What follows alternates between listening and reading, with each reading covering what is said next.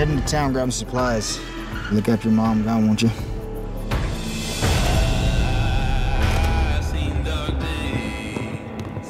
A mighty fine morning to you, ma'am. And to you. Is your husband at home? Get behind the stove with your sister. They came looking for your pa. That's why they're out there taking their time. Just take what you want and go! But what we want is you! Your father's walking into a trap. It's our turn to protect him. I guess they never saw her in the octagon. I don't know. I don't think that's one frontierswoman woman that they would not want to mess with. So that's the trailer. Welcome back to the program. Dana Lash here with you. That is the trailer for Terror on the Prairie. It's a new film coming out of my friend Ben Shapiro, Daily Wire, that they've created. It has a bunch of great names in it. Obviously, our friend Nick Searcy's in it, and of course, Gina Carano. And I've been a fan of Gina Carano's for a long time, since, gosh, I mean, I know her from her mixed martial arts days. I've watched so many of her bouts. She was one of the reasons I even got into watching MMA in the first place. I was like, oh my gosh, it's a pretty female fighter, and she's like hard as nails. She joins us now via Skype just on everything that she has been up to, including this new film that's out. And I got to say, the sound design's awesome as well. Gina, it's so nice to finally be able to talk with you. Welcome and congrats on this new film. This is awesome. Oh my goodness, it's so nice to meet you. I feel like you're like a sister who I've never met before. Yes, I know. I'm always flattered when people are like, you look like Gina Carano. And I'm like, do I have the awesome biceps to go with it? Like, do I have that too? And I'm not as tough. No. But no, congrats. I need to work on my biceps. Congrats on this film, though. This is fantastic, and you're really good in this role. And I wanted to ask you what it was like to film it, because you've done action films before. You're no stranger to film. I mean, you've done movies. What was this experience like? It's a Western. Yeah, this was, they're all a little bit different, but this one was really different because we had to pivot from making a movie called White Knuckle that we were going to do about a trucker, and they kind of pressured us. We didn't know if SAG-AFTRA was going to mandate the vaccines, and which would only allow us to then hire vaccinated people. I'm not vaccinated, so I was like, they would just said, well, would you do it if you had to? And I said, more than anything, I don't want to put that off on everybody else. I want it to be an individual decision. So we went up to Montana. We ended up making this Western, which I feel like is even more appropriate and more amazing. It was more artistic, and the character I had to kind of break down. I couldn't act like I know what I was doing with the guns. I had to, kind of break myself down of all my training of the other movies. So, but I think it's one of my best acting jobs, really. It was a really cool character to play. Very cool character. It's a beautiful film. Talking with Gina Carano, movie star, MMA star. I mean, everybody's seen her in the headlines too. They say it's controversy, and I don't understand the controversy about it. I was so mad on your behalf. So many people were mad on your behalf because, as everybody knows, you were also in The Mandalorian. You were Cara Dune, which was also a great role. And I think that there was a spinoff, as I understand it, that was in the works, which I felt like they were setting your character up for. And then, yes, there was. Yeah, you said one innocuous thing, and then you were targeted by cancel culture. I had been targeted for well over a year. Yeah. By I couldn't believe that I was having these conversations with the biggest company in my industry, Disney and Lucasfilm, and I couldn't believe that the things that I was saying were controversial. I just felt like we should be allowed to talk. These people over here are talking and telling you all about who they're voting for. I've only just said that I'm voting, and I was getting crushed and trending, and I don't know, I think it was a hard lesson for them as well to learn, because I think that they realized that this the online mob is not real life, and I think we're seeing that in America very, very well right now. I mean, so it just sucked to have to go through it, but I know that I know God has a plan through it all. So if there's anybody that can handle that, I could. Yeah, and you definitely, and you did well, and you bounced right back. And I have to say, not only do companies realize, or are they slowly realizing, that, you know, the online mob doesn't actually really exist or have a lot of power in meat space. They also don't subscribe. They also don't watch movies or pay to watch movies the way that actual fans do. And I noticed that was a huge difference because fans rallied around you. Even when people, like you said, it was building up a year prior, fans were like, I don't care what she says. She is perfect for this role. She is perfect for this story, for this universe. How dare you? I mean, there are loyalists to canon. And they were, that fans, true fans were really unhappy about that. And that had to help, obviously, because I know that that's not easy to go through on a national stage. Yeah. Well, you know, in 2020, I knew it was like I was speaking early on about things that are now being spoken about, you know, just regularly. Yeah. And so I was speaking earlier about it, and I knew that eventually people would. So I always think to myself, you have to play the long game. And in the long game, the ultimate long game is, you know, getting to your deathbed and, you know, going into, you know, the next life, if you believe, and, you know, being proud of doing that. Yeah. And so when I look back at the last 2.5 years, I'm really proud of, you know, also, although I fumble, I never really wanted to be this person. You know, I never wanted to speak out loud about all these controversial things. I just feel like I'm very proud, and I have confidence in myself now that I never knew existed. So it was painful, but I'm picking all the good things up. I'm picking my life back up, and I can look people in the eyes. I can feel free. I can give my opinion, and I haven't sacrificed my soul to be in Hollywood, and that feels really great.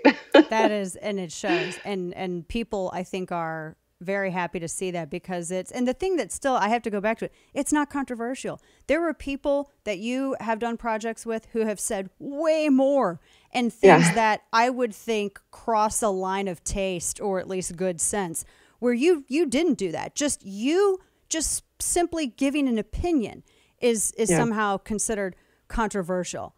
I think I take it more as like a, you know, I've always kind of been this way, which is why I lost my voice for a very long time, because I was afraid to say anything, because so I just stayed really quiet and stayed in my artistic fighter bubble. But when I was looking at what was going on with America in the last 2.5 years, it broke my heart. I think America's heart was broken to, you know, I think the veil of like corruption just kind of got unleashed, and some of us very naive ones who aren't political. We're just looking at our country and looking at what my nieces are going to have to live in after this. And I just felt like, you know, I'm not going to stay quiet. I'm going to put out posts. I'm going to put out memes. I'm going to put out quotes that actually just make people think. Just think about what we're talking about here.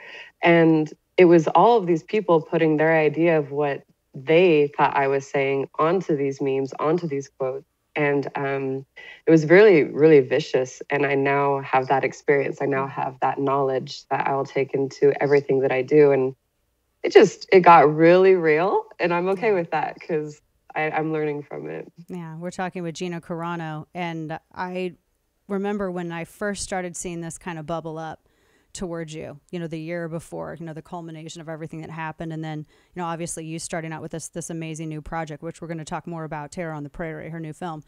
But because I've watched you in the octagon, I've watched you fight, and I've seen your dedication and your discipline and how you approach these matches. And I just remember thinking that she has way too much discipline to be cowed by people who are trying to shame her simply for having a difference of opinion. How did if it did, your training as a fighter prepare you for, in a mental way, dealing with what you were dealing with on a national stage? Because not a lot of people have that level of discipline in anything. Well, I think where it really, really started was with my mom, whose name is Dana as well. I love that Great name. Yes, it is.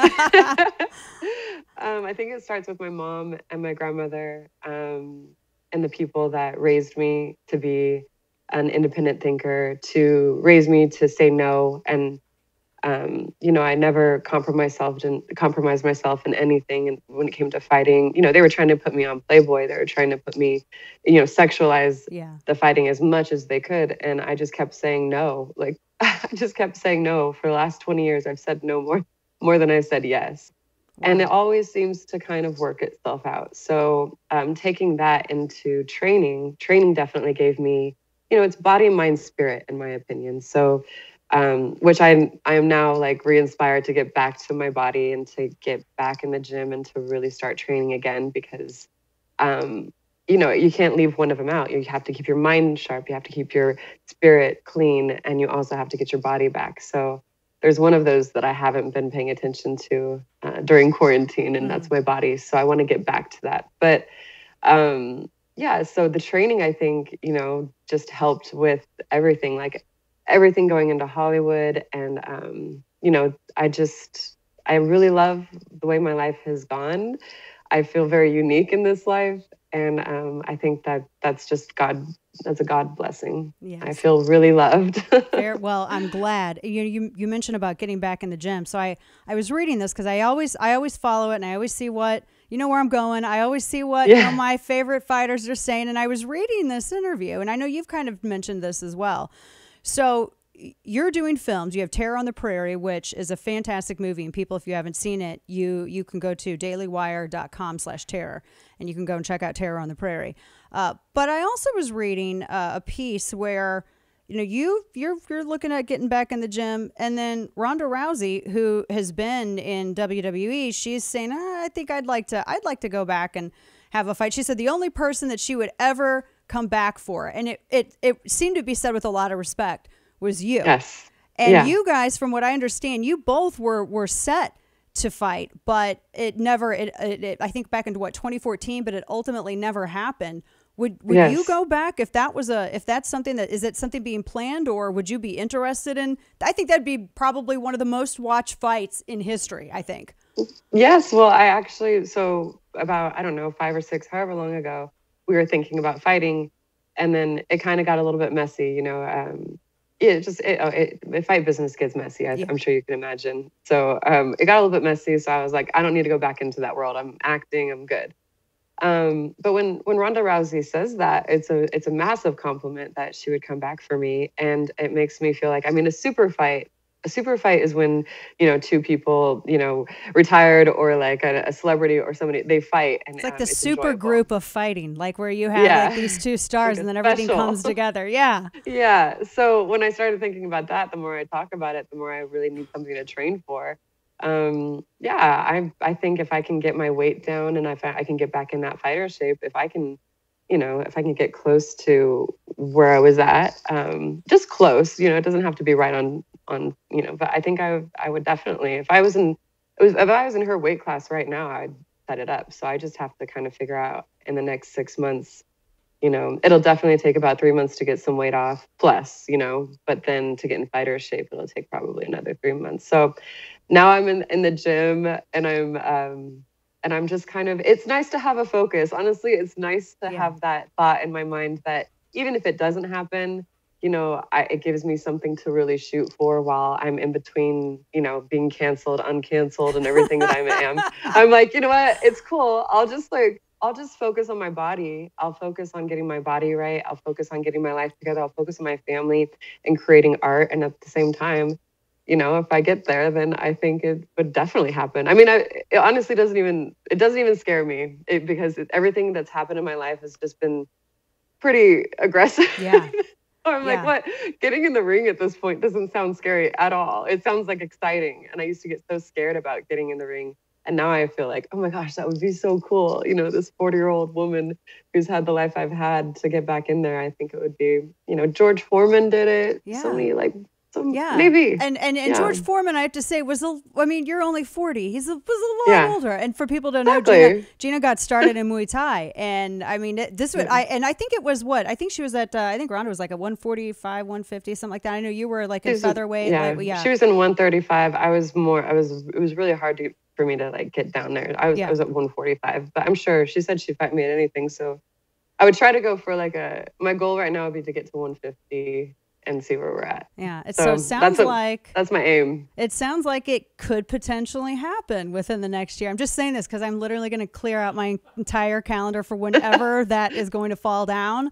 Oh, I will totally, I'll be a hype person for you. I'll come in and I just need hype as in like, I'm going to start doing some like fun, you know, health stuff, you know, I think just, you know, putting it out there online just to kind of be held accountable, you know, like, okay, this week we're going to give up, you know, this and, you know, focus more on this. And I think that that's the good thing about online is if Yeah. anybody wants to join this journey with me, they can. That's So awesome.